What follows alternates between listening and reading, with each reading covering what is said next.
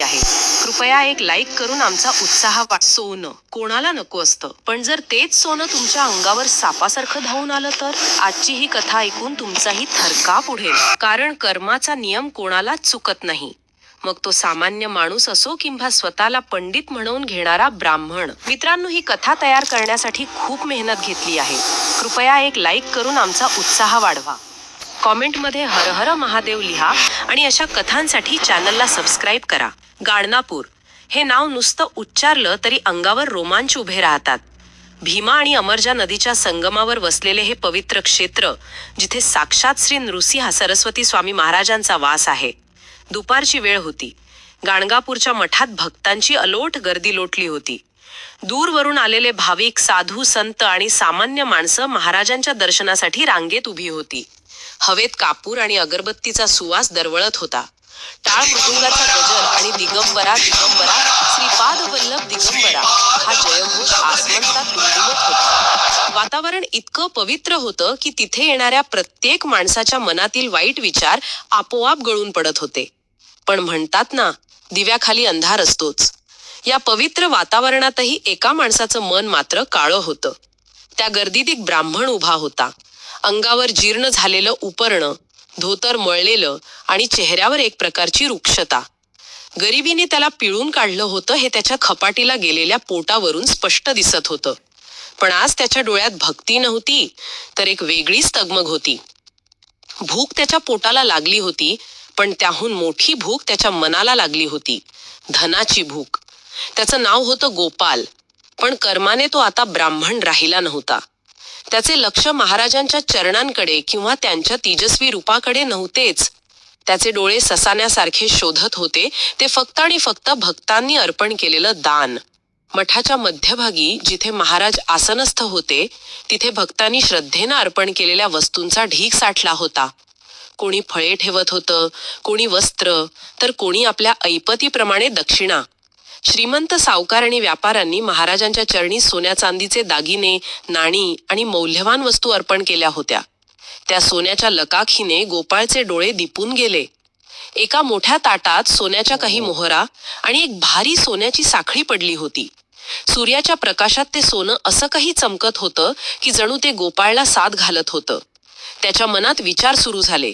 हे श्रीमंत लोक किती वेडे आहेत. सोनं असं देवाच्या पायावर फेकून देतात आणि आम्ही इथे अन्नाच्या कण्यासाठी वणवण भटकतो. देवाला सोन्याची काय गरज? त्याला तर फक्त भाव हवा असतो. मग हे सोनं इथे असण्यापेक्षा माझ्याकडे असलं तर? माझं तर नशीबच उघडेल. माझी गरिबी, माझ्या बायको पोरांचे हाल, हे फाटके कपडे, सगळं एका क्षणात संपून जाईल. विचार करता करता त्याच्या मनाचा ताबा लोभाने घेतला. बुद्धी भ्रष्ट व्हायला वेळ लागत नाही. मठातल्या त्या पवित्र जयघोषाचा आवाज त्याच्या कानावर पडत होता, पण त्याचा अर्थ त्याला समजत नव्हता. त्याच्या डोक्यात फक्त सोन्याच्या नाण्यांचा आवाज खणखणत होता. त्याने आजूबाजूला पाहिलं. गर्दी अफाट होती. सेवेकरी आणि पुजारी भक्तांना दर्शन देण्यात आणि प्रसाद वाटण्यात मग्न होते. महाराजांचे लक्षही एका भक्ताच्या गाऱ्हाण्यामध्ये होतं. हीच ती संधी. गोपाळच्या हृदयाचे ठोके वाढले. धडधड त्या छातीने तो हळूहळू पुढे सरकला.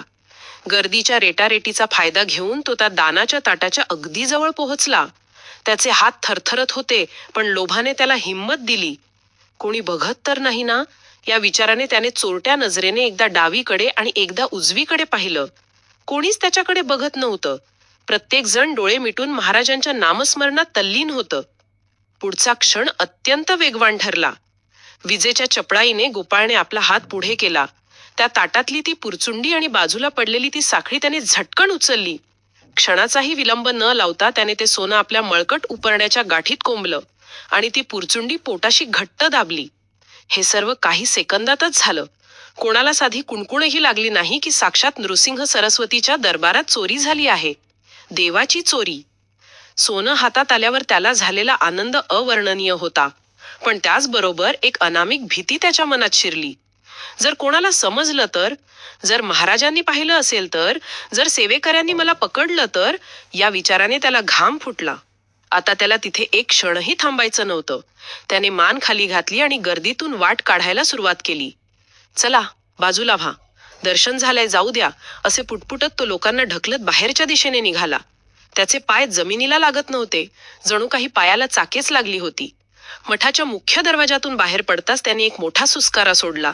पण अजून धोका टळलं नव्हतं. त्याला लवकरात लवकर गाणगापूरच्या हद्दी बाहेर पडायचं होतं. जिथे कोणाची नजर पोचणार नाही अशा ठिकाणी जाऊन त्याला ते धन तपासायचं होतं. गावातील गल्लीबोळातून तो वेगाने चालत होता. वाटेत त्याला ओळखीचे 1-2 लोक दिसले, पण त्यानं त्यांच्याकडे पाहिलं सुद्धा नाही. कोणी हाक मारली तरी न ऐकल्यासारखं करून तो तसाच पुढे ससाण्यासारखा पळत राहिला. त्याच्या मनात एकच विचार होता, हे सोनं आता माझं आहे. आता मी गरीब नाही, आता मी राजासारखा जगणार. गावाची वेस ओलांडून तो रानाच्या दिशेने निघाला. दुपारचे कडक ऊन पडले होते. पायात चप्पल नव्हती.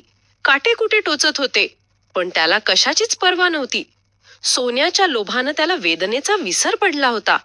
रान जसजसं जवळ येत होतं तशी त्याची पावलं अजूनच वेगवान होत होती. त्याला वाटत होतं की झाडांच्या मागे, झुडपांच्या आड कोणीतरी लपून त्याला बघताय. वाऱ्याने झाडाची पानं जरी सळसळली तरी तो दचकून मागे बघायचा. चोराच्या मनात चांदणं म्हणतात ना, तशीच काहीशी अवस्था त्याची झाली होती. स्वतःच्या सावलीलाही तो आता घाबरत होता. जवळपास 2 कोसाचं अंतर त्याने धापा टाकत पार केलं. आता तो पूर्णपणे निर्जन ठिकाणी आला होता. आजूबाजूला माणसाचा मागमूसही नव्हता. फक्त दूरवर पसरलेलं रान, करपलेलं गवत आणि मधूनच ओरडणारे पक्षी. इथे त्याला कोणीही पकडू शकत नव्हतं. इथे तो सुरक्षित होता.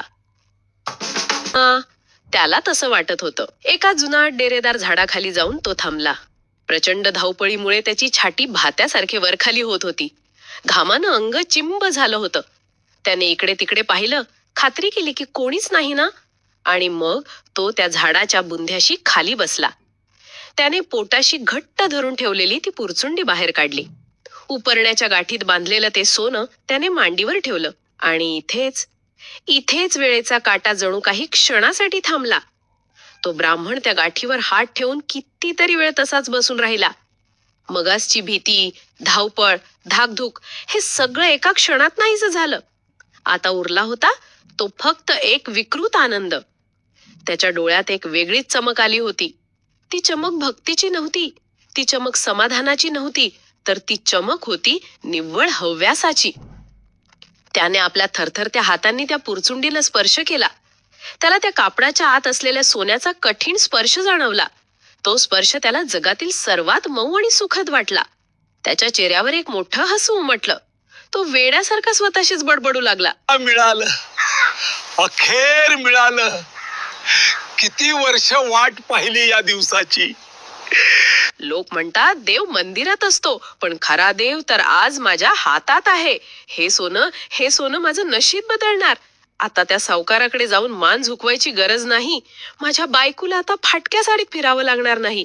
मी आता एक मोठा वाडा बांधीन. हो, वाडा. दारात नोकर चाकर असतील, जेवणात पक्वान नसतील. लोक मला भटजी म्हणून नाही तर शेठजी म्हणून हाक मारतील. त्याचा आवाज आता बदलला होता.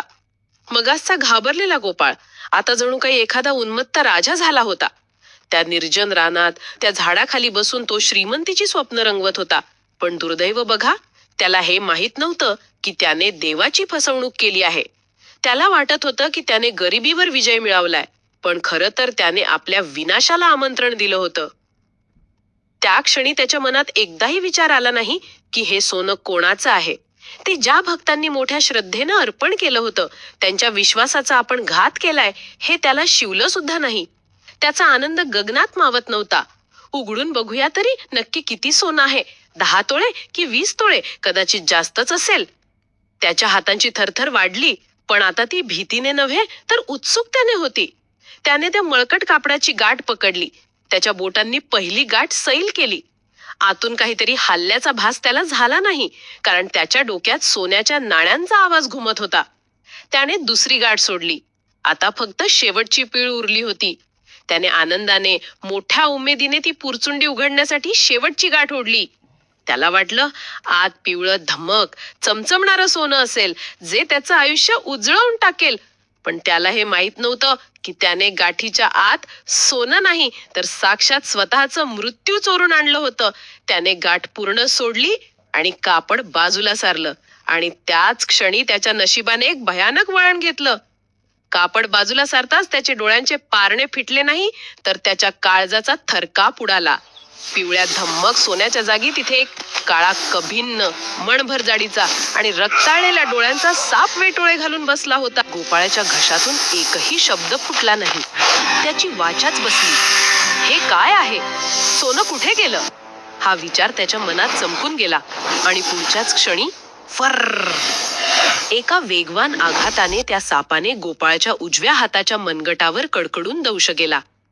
त्याच्या तीक्ष्ण विषाचा दात मासात खोलवर रुतला. आई ग! एक आर्त किंकाळी त्या निर्मनुष्य रानात घुमली. गोपाळने झटक्यात ती पुरचुंडी आणि तो साप हातावरून झटकला. सापाने दंश करताच आपले काम फत्ते केले होते. तो साप जमिनीवर पडला आणि गवतात सळसळत न दिसणाऱ्या वाटेने क्षणात नाहीसा झाला. पण जाताना त्याने गोपाळच्या शरीरात जे पेरले होते ते भयानक होते.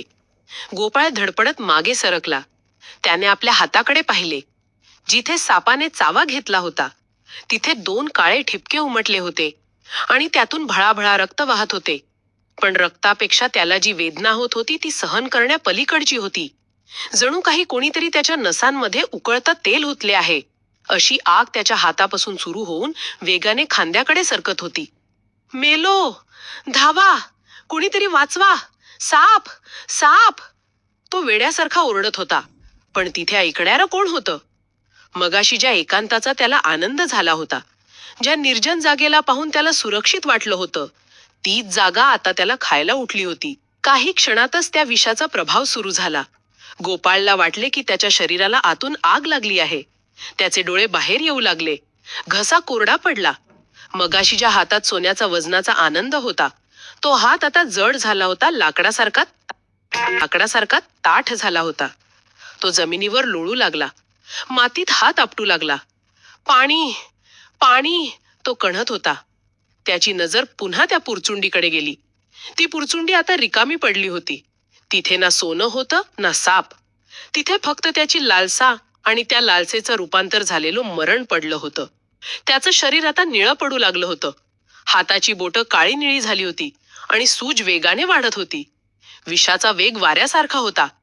प्रत्येक हृदयाच्या ठोक्यासोबत विष त्याच्या रक्तातून शरीराच्या कानाकोपऱ्यात पोचत होतं. त्याला स्पष्ट जाणवत होतं की त्याचे प्राण आता कंठाशी आले आहेत. मगाशी त्याला जे सोन्याचे इमले दिसत होते ते आता धुरासारखे विरून गेले होते आणि त्या जागी त्याला यमदूतांचे भयानक चेहरे दिसत होते. तो धापा टाकत त्या झाडाच्या बुंधाशी टेकून बसला. त्याची दृष्टी आता धुसर होत चालली होती. रानातली झाडं, गवत, आकाश सगळं अस्पष्ट दिसत होतं. फक्त एकच गोष्ट त्याला स्पष्ट दिसत होती, ती म्हणजे त्याचा स्वतःचा पाप. त्या शांत भयानक क्षणी जेव्हा मृत्यू त्याच्या अगदी समोर उभा होता तेव्हा गोपाळच्या डोळ्यातून अश्रूंची धार लागली. हे अश्रू वेदनेचे नव्हते, तर हे अश्रू होते जीवहेण्या पश्चातापाचे. त्याच्या मनात एक विचार लख्खकन चमकून गेला की हे साध्या सापाचे विष नाहीये, हे माझ्या कर्माचं विष आहे. त्याला आठवलं की त्याने काय केलं होतं. साक्षात गुरुचरणानं अर्पण केलेलं, भक्तांच्या श्रद्धेचं प्रतीक असलेलं ते धन त्याने चोरलं होतं. मी किती नीच आहे, तो स्वतःशीच पुटपुटला. त्याचा आवाज आता क्षीण झाला होता, पण त्यातली भावना तीव्र होती. मी ज्या हाताने देवाची पूजा करायची त्याच हाताने मी देवाची चोरी केली. ज्या डोळ्यांनी त्यांचं रूप साठवायचं त्या डोळ्यांनी मी सोन्याकडे बघत राहिलो. अरे रे, हे मी काय करून बसलो. त्याला गाणगापूरच्या मठातलं ते दृश्य आठवलं. श्री नृसिंह सरस्वती महाराजांचा तो शांत तेजस्वी चेहरा त्याच्या डोळ्यांसमोर आला. मठात असताना त्याला महाराजांकडे बघायला वेळ मिळाला नव्हता, कारण तो सोन्याकडे बघत होता. पण आता जेव्हा डोळे मिटत होते तेव्हा त्याला फक्त आणि फक्त महाराजच दिसत होते. त्याला जाणवलं की गरिबी वाईट नव्हती. त्याची फाटकी धोत्र, त्याची झोपडी, ती अर्धी भाकरी, हे सगळं किती सुखाचं होतं. कमीत कमी तेव्हा त्याची मान ताठ होती, मन स्वच्छ होतं. पण लोभाच्या एका क्षणाने त्याच्या आयुष्याची राखोरांगोळी केली होती. त्याला वाटलं होतं की सोनं मिळाल्यावर सुख मिळेल, पण चोरीच्या सोन्याने त्याला नरकाचा रस्ता दाखवला होता. महाराज, मला क्षमा करा. तो आकाशाकडे बघून रडू लागला. मला सोनं नको होतं, मला फक्त थोडं सुख हवं होतं. पण मी रस्ता चुकलो, मी अधर्माच्या वाटेवर गेलो आणि आज बघा, ना सोनं मिळालं ना जीव वाचला. आता मी मेल्यावर देवाला काय तोंड दाखवीन? मला नरकात सुद्धा जागा मिळणार नाही. त्याला अशा अवस्थेत चोराचा कलंक कपाळावर घेऊन मरायचं नव्हतं. त्याला वाटलं, जर मी असाच इथे रानात तडफडून मेलो तर लोक म्हणतील की देवाची चोरी करणारा कुत्र्याच्या मौतीनं मेला. माझ्या मुलांना लोक चोराची पोरं म्हणतील. नाही, हा कलंक घेऊन त्याला जायचं नव्हतं. त्याच्या मनात अचानक एक आशेचा किरण जागा झाला. एक क्षीण पण ठाम विचार त्याच्या मनात आला. ज्या देवाने शिक्षा दिली आहे तोच देव मला यातून वाचवू शकतो, किंवा किमान मला शांती तरी देऊ शकतो. वैद्य, हकीम, औषधं हे सगळं आता व्यर्थ होतं. या सापाचं विष उतरवणं कोणत्याच मानवाच्या हातात नव्हतं, कारण हा दंश सापानी केला नव्हता. हा दंश त्याच्या पापानं केला होता. आणि पापाचं विष फक्त आणि फक्त गुरूंच्या चरणाशीच उतरू शकतं. मला जावं लागेल, मला परत जावं लागेल. तो निश्चय करून सर्व शक्ती एकवटून तो पुन्हा उठण्याचा प्रयत्न करू लागला. शरीर साथ देत नव्हतं. पाय कापसासारखे मऊ पडले होते, पण मनाचा निर्धार पक्का होता. गोपाळनं बाजूच्या झाडाची फांदी पकडली आणि स्वतःला कसं तरी वर ओढलं. उभं राहताच त्याला प्रचंड गरगरलं. तो पुन्हा पडला. त्याच्या नाकातून आणि तोंडातून आता फेस येऊ लागला होता. विष मेंदूच्या दिशेने सरकत होतं, पण त्यानं हार मानली नाही. तो रांगत रांगत पुढे सरकला. महाराज, महाराज, फक्त हेच नाव त्याच्या ओठावर होतं. तो पुन्हा उठला, अडखळला आणि धावू लागला. धावू लागला कसला? तो स्वतःला ओढत नेऊ लागला. परतीचा रस्ता खूप लांब वाटत होता. मगाशी जो रस्ता त्याने सोन्याच्या आनंदानं काही मिनिटांत कापला होता, तोच रस्ता आता त्याला मैलोन मैल लांब वाटत होता.